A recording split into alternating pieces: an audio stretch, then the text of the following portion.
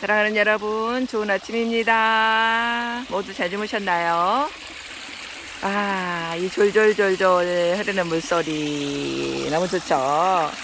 제가 아주 좋아하는 곳이에요. 네, 이렇게 여기 와서 발도 씻고, 네, 얼마나 좋은지 모르겠어요. 너무 행복해요. 이 아침이 정말 너무너무 행복합니다. 이렇게 자연에만 들어오면 네, 자연에만 들어오면 우리의 모든 마음이 정화되는 이런 기쁨을 느끼게 됩니다.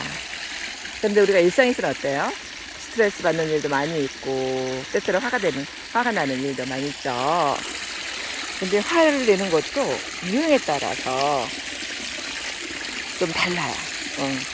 기질에 따라 다르다고 해야 될까요? 네, 여러분은 어떤 유형에 속하는지 한번 들어보시겠어요? 네, 첫 번째 사람은 아주 쉽게 화를 내고 그런 반면 쉽게 진정되는 사람이죠. 이런 사람은 어떨까요? 네, 이런 사람은 잃는 것이 얻은 것으로 상쇄되는 사람이죠. 잃어버리는 것이 얻은 것으로 상쇄되는 사람. 네. 화를 냈지만 빨리 자기를 정화하는 사람이죠. 두 번째 유형은 어떤 사람일까요? 화를 잘 내지는 않지만 일단 화를 내면 쉽게 진정되지 않는 사람이죠. 이런 사람은 얻은 것이 잃은 것으로 상쇄되는 사람이죠.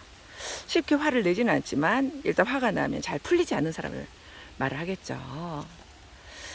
네, 세 번째로는 어떤 사람일까요? 화도 잘 내지 않고 화를 내더라도 쉽게 진정되는 사람이죠. 이런 사람은 어떤 사람일까요? 네, 바로 성자의 기질을 가진 사람입니다. 성자의 기질. 평소에 그렇게 화날 일도 없고 또 화가 나더라도 금방 진정시킬 수 있는 자기 조절력이 뛰어난 사람이죠.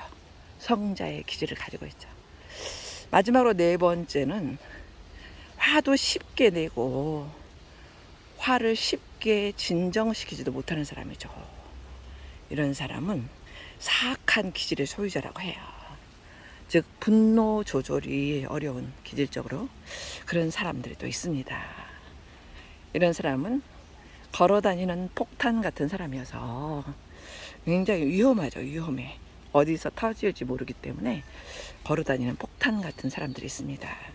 관계의 폭탄들. 그죠? 네, 관계의 달인들은 어때요? 그 사람만 만나면 사람들이 기분이 좋아져요. 나는 너만 만나면 너무 갑자기 기분이 좋아져. 너를 보면 난 너무 행복해져. 여러분들이 이런 소리를 들은다면 여러분이 알든 모르든 여러분은 관계의 달인들이세요. 그런데 너만 보면 짜증나. 너만 보면 힘들어. 난 너 안 보고 싶어. 만약에 나한테 누군가 이런다 그러면 어떻게 될까요? 나는 나도 모르게 관계의 폭탄이 되어 있는 거예요. 근데 이것은 기질적으로도 그런 사람들이 있기는 하지만은 사실은 스트레스 관리라든지 이런 것들을 잘 하지 못해서 뭔가 좀 이렇게 굳어지는 사람들이 있어요. 성격적으로 굳어지는 사람들. 즉 성자의 기질을 가진 사람들은 타고난 성품도 매우 원만하고 온화한 성품의 기질을 가졌지만은 또 이런 사람들은 굉장히 마음 수련에 관심이 많고 그렇게 자신을 조절하기 위해서 많은 책을 보는 그런 특성들이 많고요. 수양을 하는 것을 좋아하는 그런 특성들을 많이 보입니다. 그런데 이렇게 화를 쉽게 내고 또 잘 진정시키지 못하는 사람들은 자기 수양에 힘쓰는 것을 많이 하지 못해요. 일단 기질적으로 급하고요. 그리고 뭐든지 한 곳에 머무르는 것을 어려워하는 그런 특성들이 좀 보입니다. 그래서 사람은 항상 가변적이고 성장하는 특징을 가지고 있다고 저는 믿기 때문에 안녕하세요. 그렇기 때문에 우리는 항상 내가 노력하면은 더 나은 내가 된다는 것을 알 수 있습니다. 여러분 생각은 어떠세요? 네, 우리가 내일이 오늘의 나보다 더 나은 사람이 되지 못한다면 우리에게 내일이 왜 필요한가?